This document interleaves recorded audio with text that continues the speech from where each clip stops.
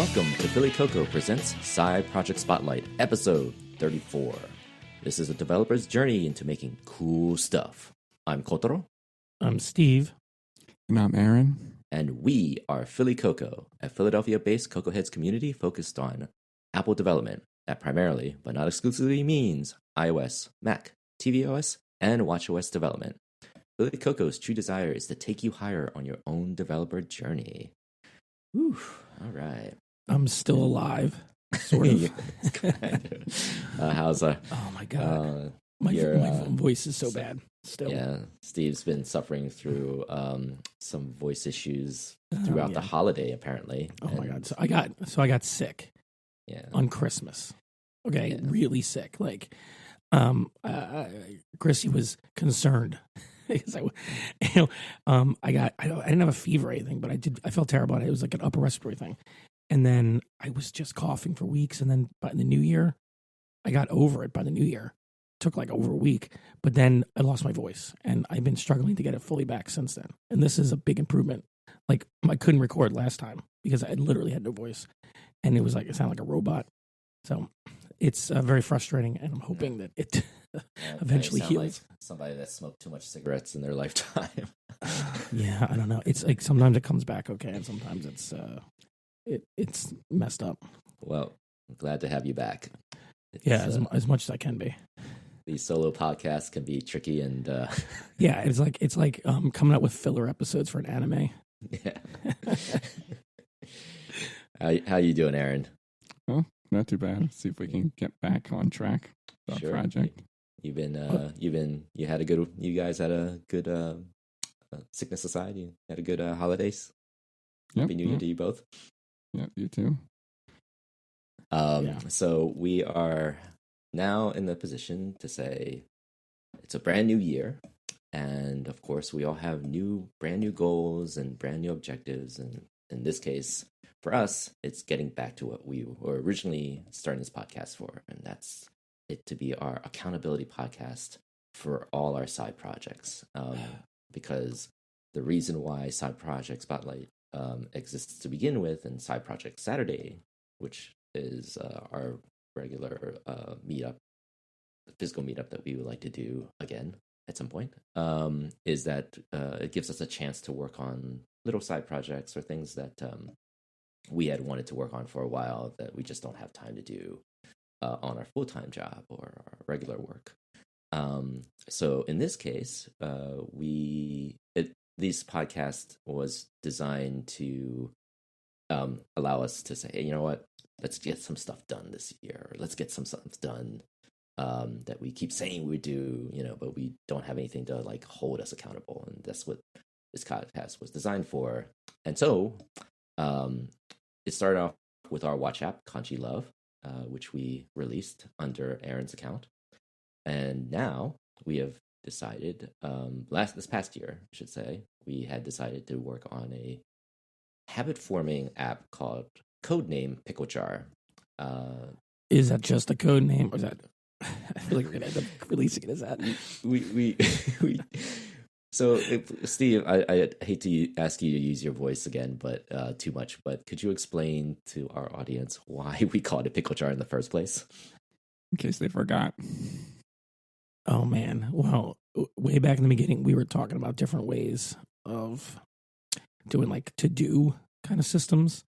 And one way, which is not the way this is modeling, which is funny, is to use a pickle jar analogy or metaphor. Because in that one, you have a big empty pickle jar, and you divide up your tasks into large rocks you put in there, and then you fill the space between the rocks with like smaller pebbles, and then between that you put sand in, and then you put water in. So that's how you fill up your time. You have large tasks, and then increasingly smaller tasks, and that's how you can like fill up a pickle jar. That's kind of the metaphor of it. And it's it's not what we're actually doing, but that's what we started with. The actual system we were doing, it evolved into more of a habit forming app, because we were looking for ways to track and plan longer term goals, especially things that require repetitive work on. Right. So exercise is one that comes up a lot when we're talking about it, Right. and exercise goals. And you can obviously use anything for this, but we were trying to build a specific app for this. And the other reason we were doing this was we wanted it to be a Mac app, which got derailed because of the difficulty of getting the betas installed at the time. But that's all resolved now, so we can move forward. Right. Now, one of the fascinating questions, sort of topics for this particular podcast that we decided on was like this idea about planning and really trying to commit to like much more of like a rigid, like, okay, like we said we're going to do this, and we've derailed for a variety of reasons, right? Like life happens, for example. The holiday season's really tough for everyone, in terms of like figuring out time to allocate that's outside of family related stuff on our free time. One of the other things is like side projects, even though these are side projects that we also have to remember. So the priorities, they're not meant to be like, oh, you have to get these done. They're just meant to sort of like exploring these things that we wanted to do in the first place, experimenting and giving us time to like figure out, oh, it's like a hobby or it's like a little activity that I want to learn about something. The other big thing, in my case, big life change, I guess both me and Aaron in that regard, is that we went from being sort of more like freelancers, contractors, to full on, well, for me at least, full on like full-time hour jobs. So 9 to 5, man. It's a doozy. What's even tougher when your main job is to be, in our case, and to be Xcode for whatever, like mentally in an 8-hour period of like, okay, I'm doing this for work and now I have to go home and do the same thing for my side project. It's hard to rev up the engines to really like want to be in that space for so long, for a day. People can do it. It's just one of those like, you have to be able to figure out how to pace yourself, I guess. Yeah. I'm just saying 9 to 5, the balancing this stuff is, I think, a little bit harder than if you're doing freelancing. Of course, it depends on how much work what your schedule is, you're freelancing, but because of that pretty strict schedule you have to dedicate your time in Xcode for your day job, it's just you end up only often having time at the time of the day when you're least want to be working, which is like in the evening and on weekends. And you have to be careful. It's really easy to burn out when you're doing 9 to 5 and then doing that. Now, when you're doing the consulting, you're obviously working really hard, but I think your schedule can be more flexible. I feel like Culture, had a much more flexible schedule when you were freelancing, because you would have stuff. You would be posting stuff to our internal group like in the middle of the day sometimes when I was at work, and then that stopped once you got 9 to 5. So I don't know. I think I still do, but I just sort of posted not as much. Not as much. No, I'm not as prolific in that regard.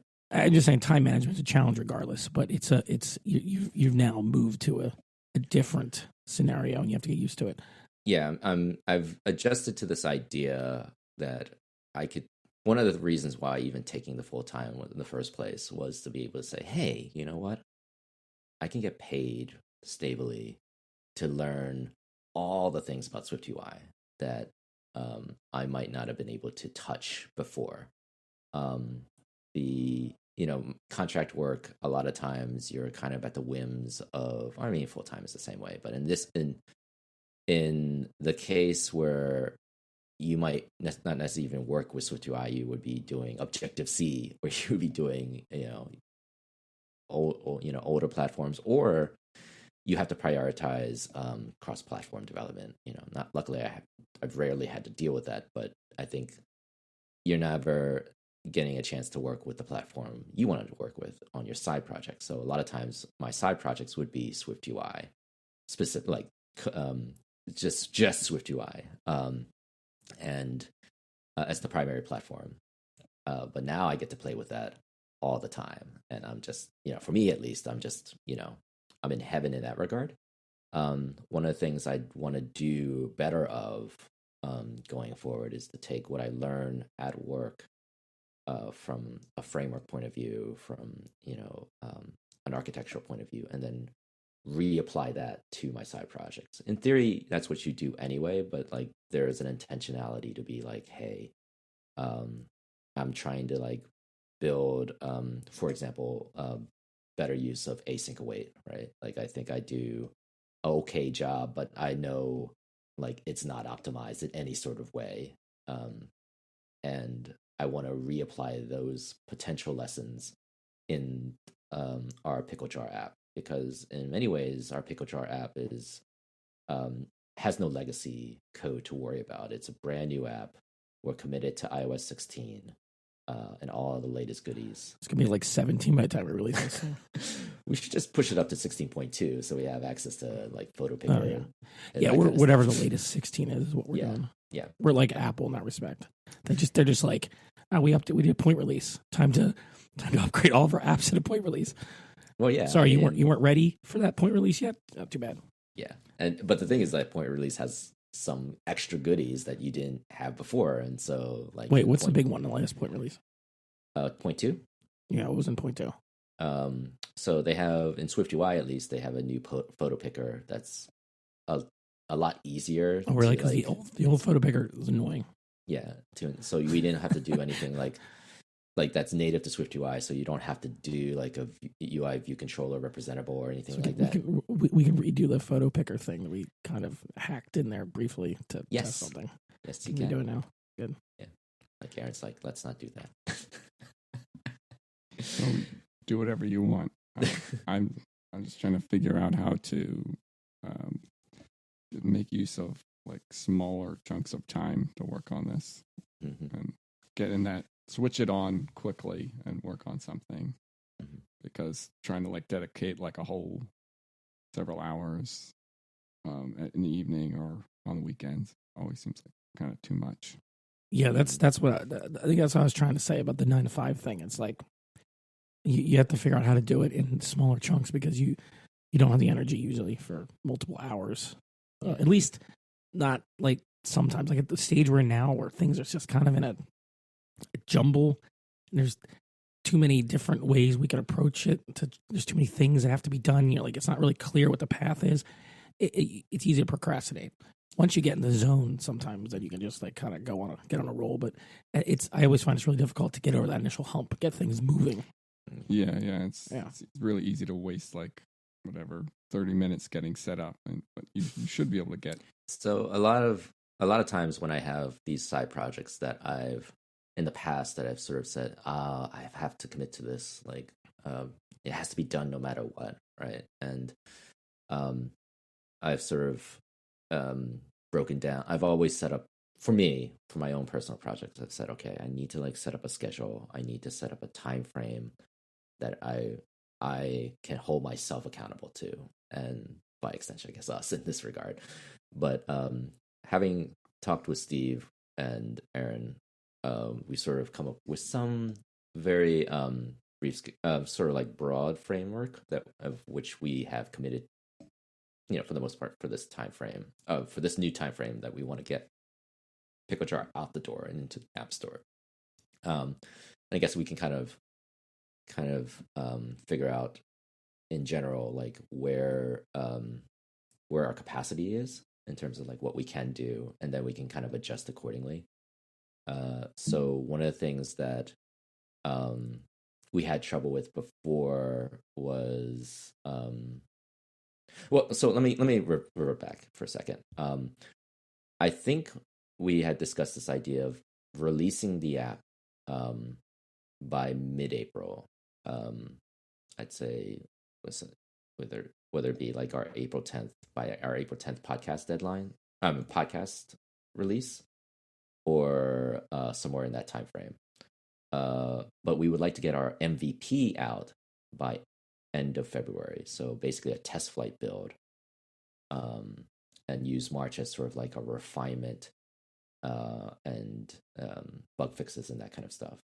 So we give ourselves a decent amount of time that's realistic, but somewhat aggressive, to push us to get yeah. And we inevitably figure out what we're going to cut to make that happen. So very realistic.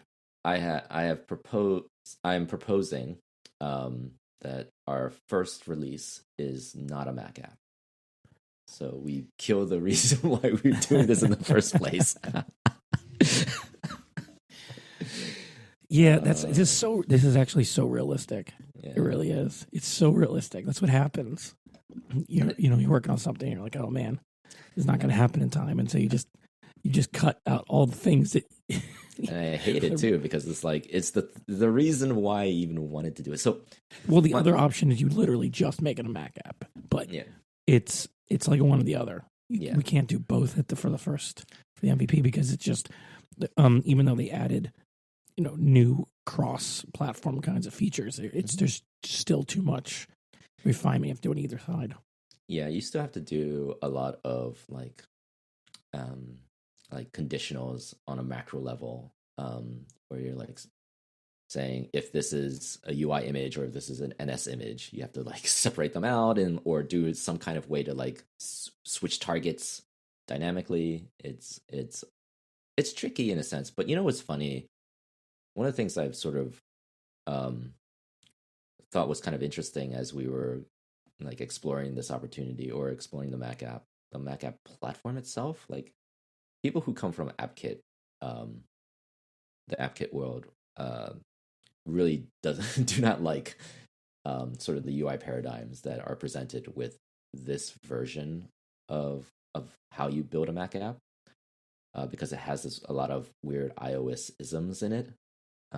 But something that I thought was kind of slowly evolving is that a new generation of developers are looking at that as like an interesting opportunity, because they can, particularly like from the Swift UI community. So I'm beginning to see like on either Twitter or Mastodon or wherever, these sort of like, hey, I built my first Mac app.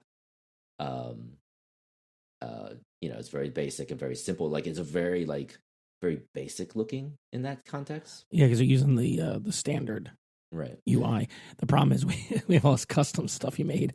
So sure. Yeah, exactly. It's a little harder. But, I mean, that's I think we're trying to run before we're learning to walk. Yeah. However, yeah, you're right. I mean, the fact is, I see more and more apps that have at least a functional or semi-functional Mac version. Right.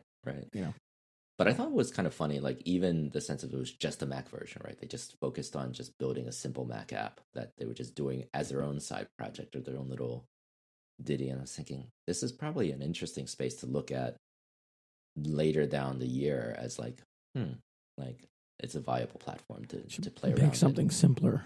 Like, maybe a to-do list app. No, it's too complicated. Apparently, I mean, like this whole thing about scope that we joke about a lot. Like we really like set ourselves up for like a wide variety of like painful scope issues, whether it be like CloudKit integration, core data, CloudKit, and a Mac app at the same time. This is why people. That's why people tune in to learn how not to do things. yeah. That's what you should join.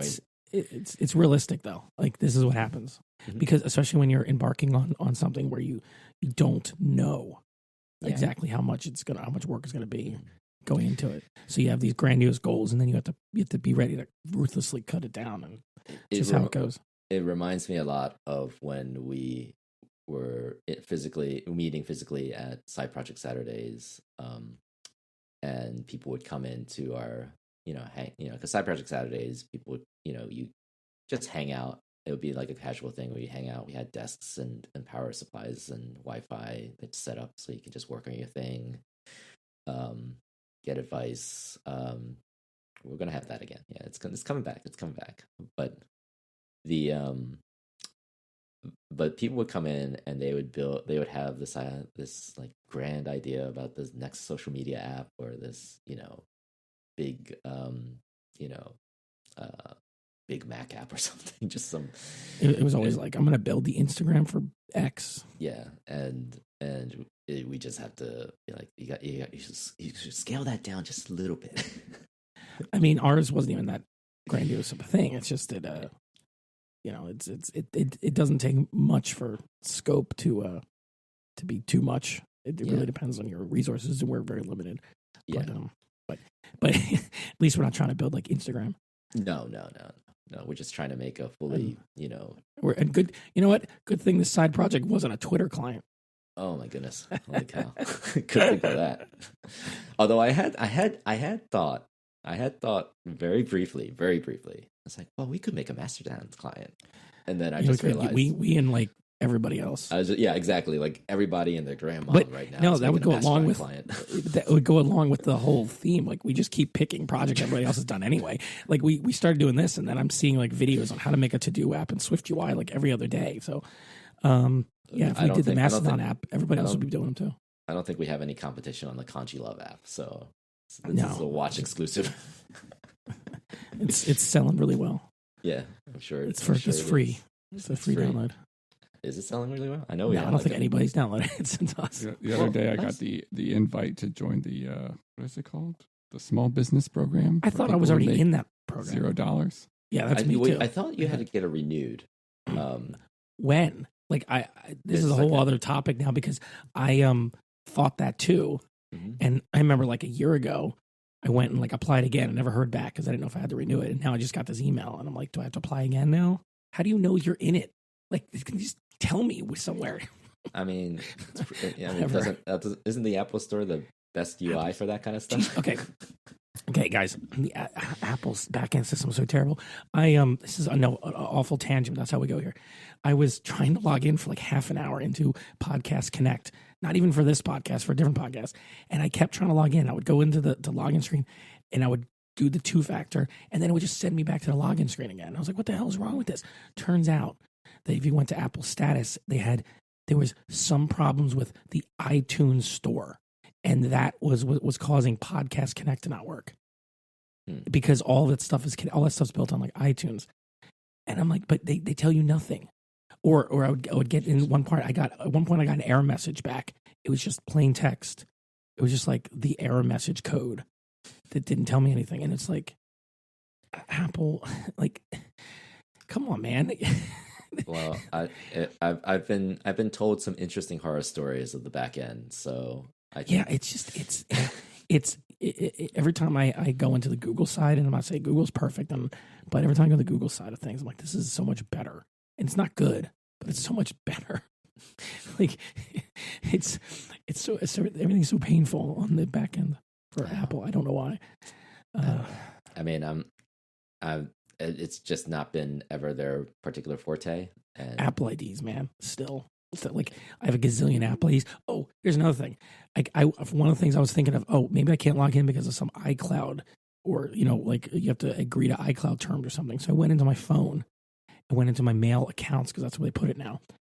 And I had to go through like half a dozen or almost half a dozen or more iCloud accounts and tap a button and it said view the new terms, and then hit a button, and then it would crash the settings app back to the main screen. I had to like go. I did this multiple times because that's how you get 2-factor to work. If you didn't know this, if you have multiple Apple IDs, you have to add the account onto your phone under mail.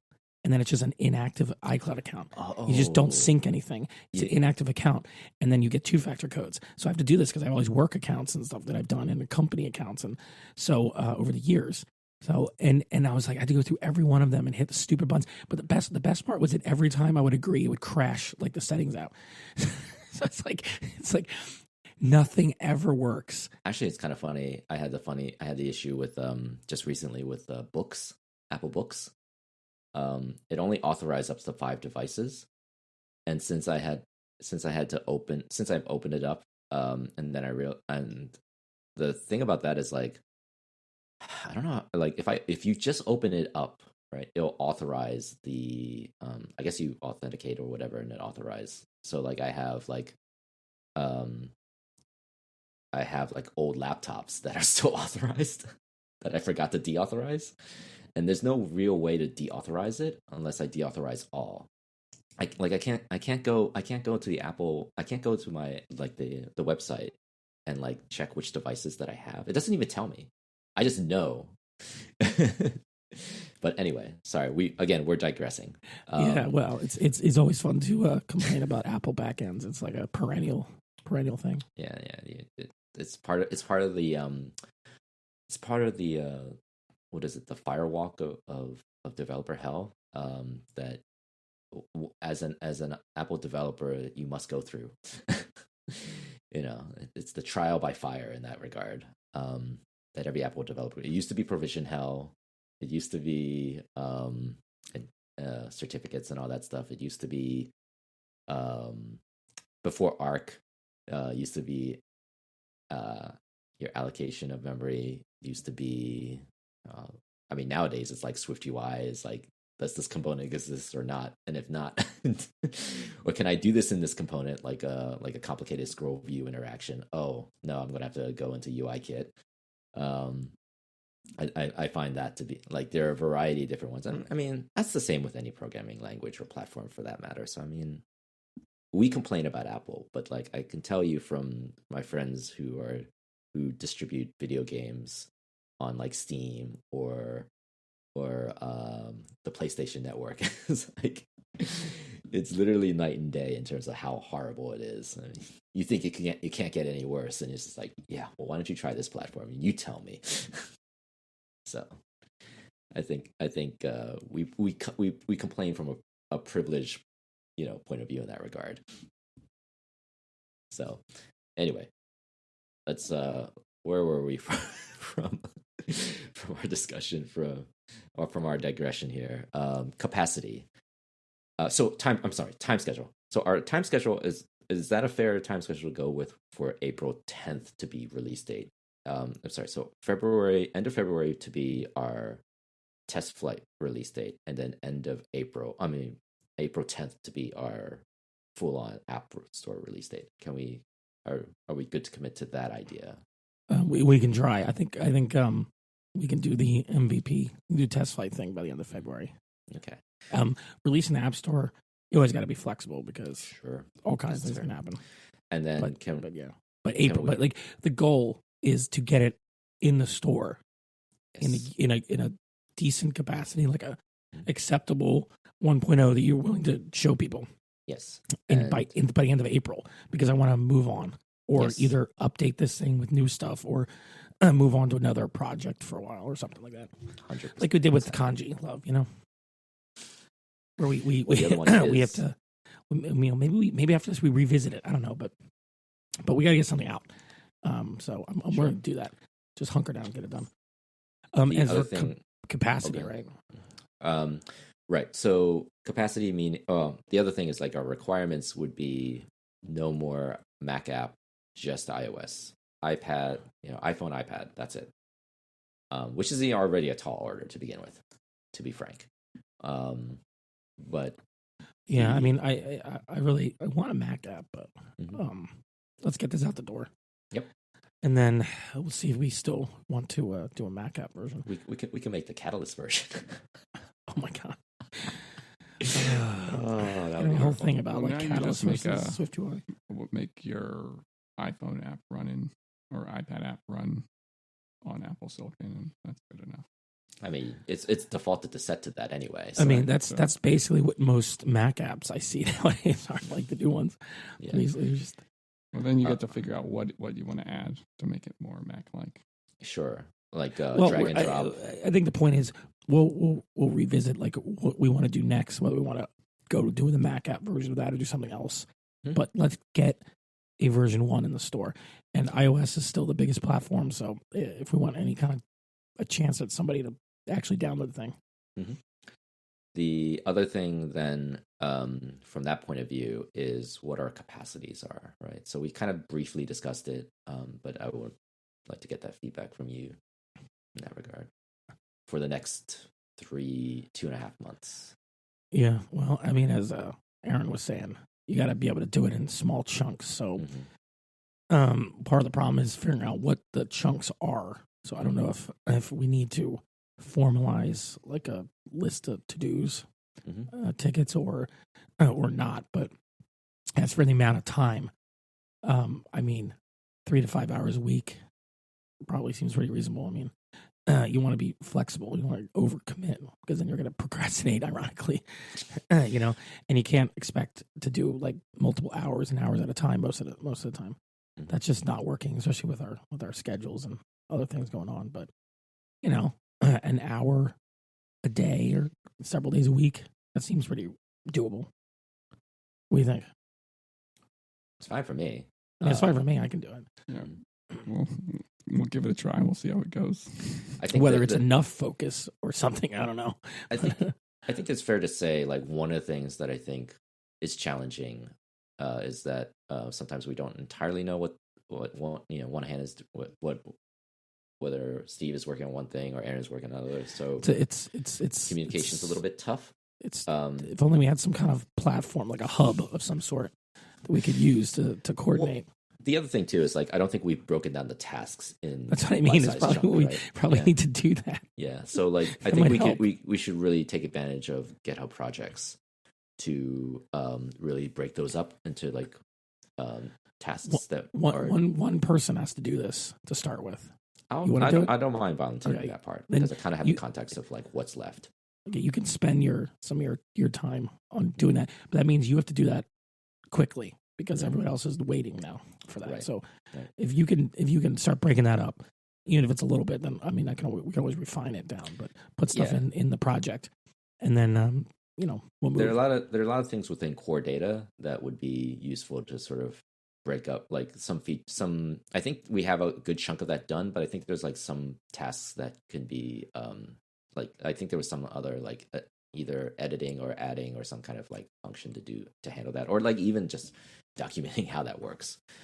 Core data is such a pain in the butt. I gotta tell you, it's like I think the thing is, I think there's a lot of things that we are still experimenting on. I actually think it's actually quite good. It's just tough to, like, wrap our brains around how. That's what I mean. It's we talked about it before, so I'm not going to go into it now. But, like, core data and Swift UI are kind of difficult to meld together, and Apple's been adding features to integrate them and making it easier. But it's still it's like two completely different worlds that are coming together.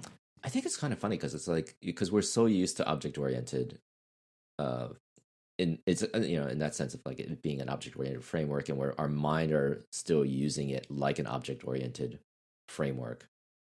So trying to get it to work better in a Swift UI context, where we just have sort of the view model or the data model, whichever, to just sort of react and sort of separate the core data component from the and then update the view data model, or whichever model we choose to update, back into the view in a very Swift UI kind of way. I think that's kind of, like, that's our personal struggle and journey that we're kind of trying to get wrapped around. I almost feel like at that point, once we get that figured out, everything will, like, start to come into place. It's the edge cases with the Swift UI. It's like that with the core data that get to be problematic. It's querying data is pretty easy, right? Yeah. It's how do you want to go about writing it and making sure that you're synchronized. Yeah, I think we figured out how to do that pretty straightforwardly from what's his name's book, whose name escapes me at the moment, but I know I still found it. No. Although he had similar techniques. It was that other book, the core data book I have. But the thing is, even so, I was having some issues with last time I looked at it with getting everything to quite work. Mm-hmm.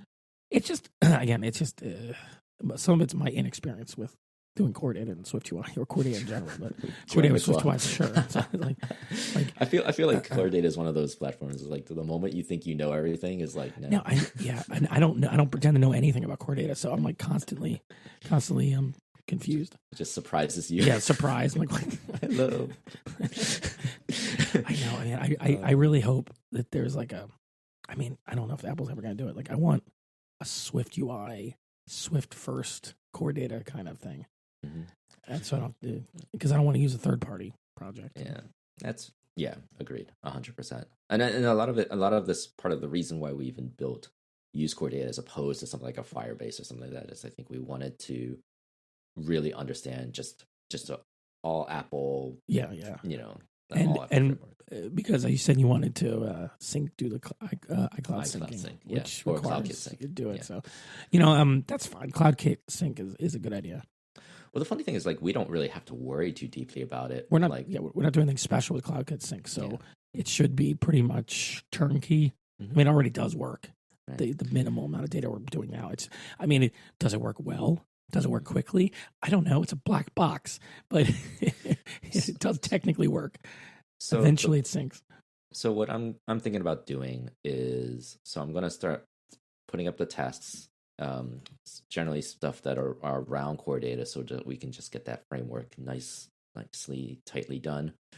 And for the first week, and then on my end, part of my personal requirement, the following couple weeks is get the UI components in place, and working and being accessible for the next 2 weeks, I should say, aside from like project planning out, scoping out all the each sprint, if you will, each 2 weeks of work, and then kind of like beginning to like figure out like for each sprint what's our theme, and then towards the final product, which is, or at least the MVP, towards February. So I'm trying to like put on my manager hat, or just do it like Kanban style, and just.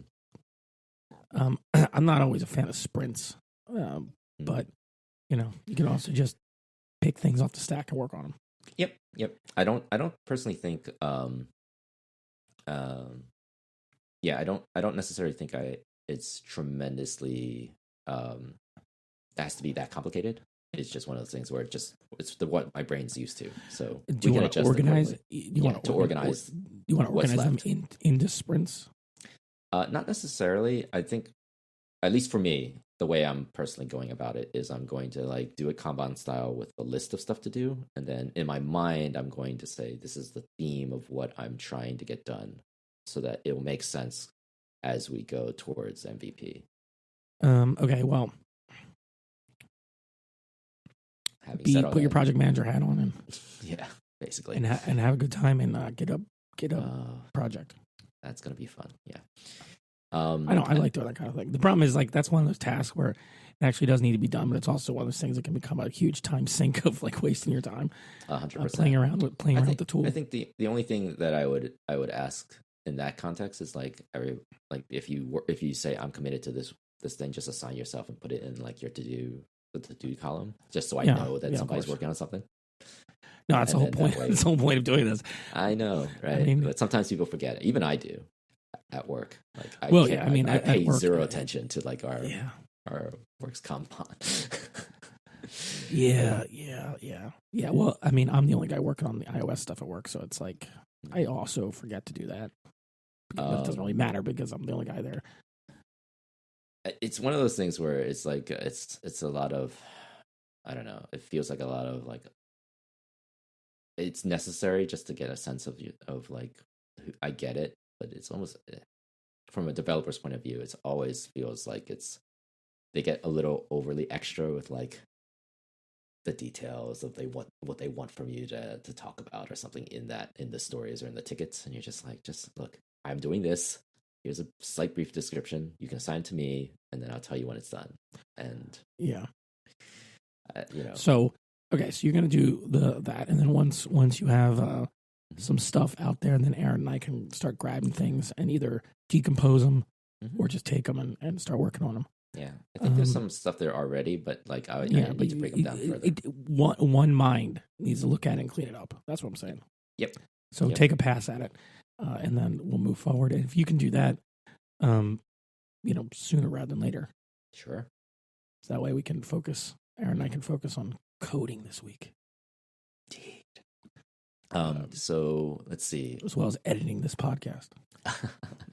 And other things in life like recovering your voice. My voice. I miss you, time voice. With family. Going to Disney World. I don't know. No way, man. I got sick in the summer from a disease picked up at Disney World. Chrissy got something. She gave me. I have a whole podcast about it, a different podcast where I talk about it. But yeah, I got sick from. That's how I got COVID. It came from Disney World. I mean, I will say it's kind of a fascinating, like having gone to Disney World. I think I've never been there. Past maybe 2 years ago or something. It's a weird space of like, it's supposed to be fun, but it's surprisingly like It's supposed to be, but it's not.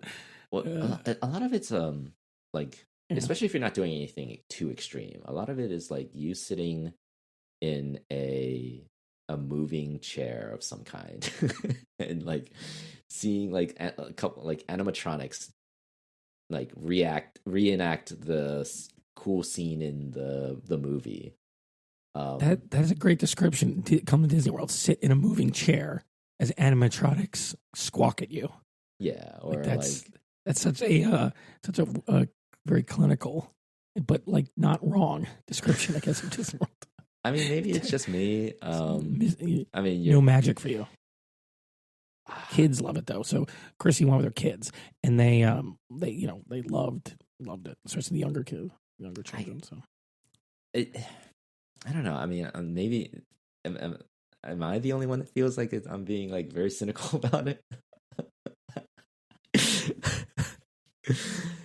I mean, granted, we can save this for another discussion time because I don't want to be the bashing Disney podcast. So I'm trying to like, you know how sometimes like comedians have like a different perspective about this thing, and I'm not saying I'm a comedian, but it just sort of like has that same sort of like, this is so bizarre, right?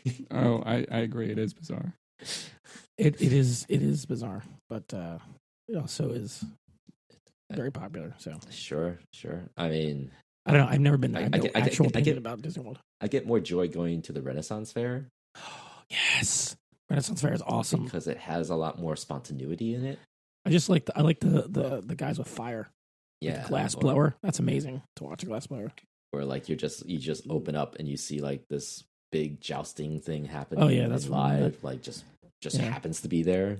The giant human chess game and stuff like that. It's fun stuff there. Yeah, I mean it's the same with Disney, but like all the people who work there are completely committed to their role. So like they're looking at you and they're like, "What is that device? What is that thing you have there with the glasses? That's fun. How did you do that?" You know, it seemed like the undertone of Renaissance Fair is actually kind of funny because everything is about sex in that space. They don't say it explicitly because obviously there's kids around, but they always like hint. They do like thing, yeah. If you I'm listen so innocent, I never picked up on this. It's like, we're going to the shop later on tonight. Really? We're going to have a party. You know, it's just like I don't know. I just always wanted to go there at Halloween because apparently that's when they dress up as like like I think, skeleton versions and stuff.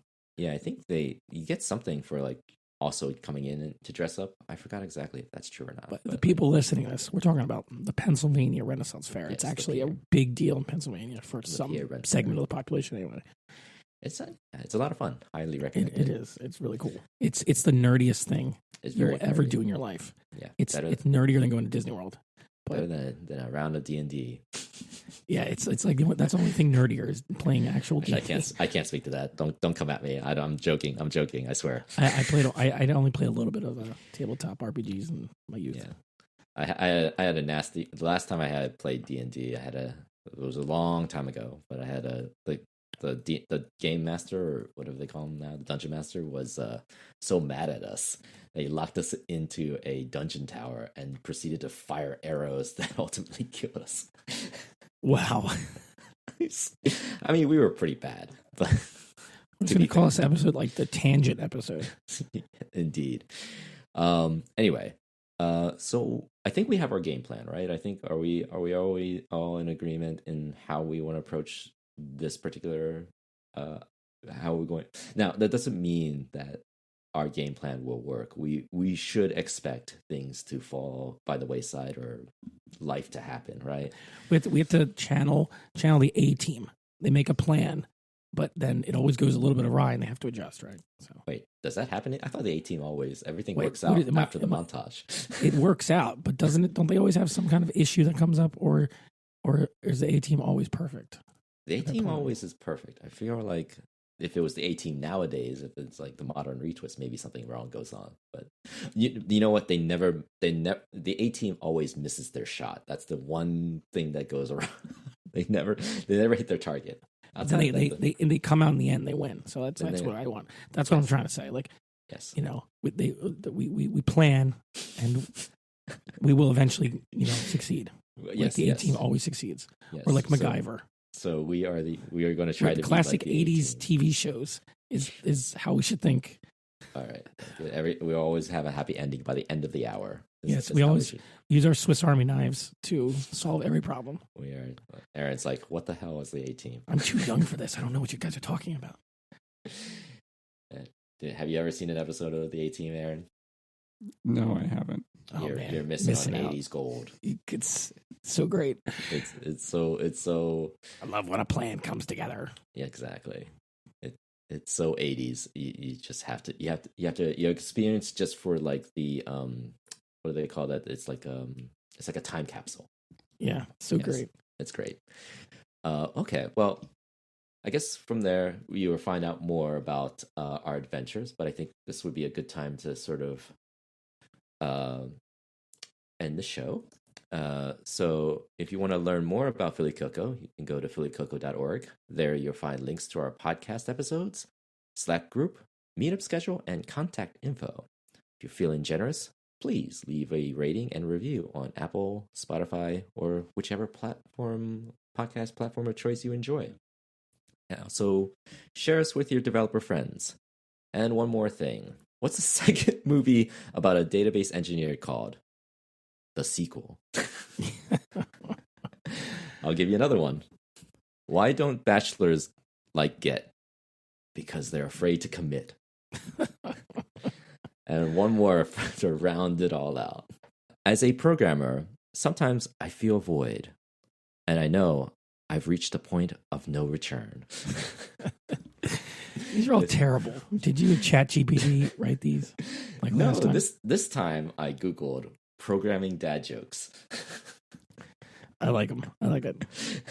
Till next time, good luck on your own developer journey. We will cheer for you always.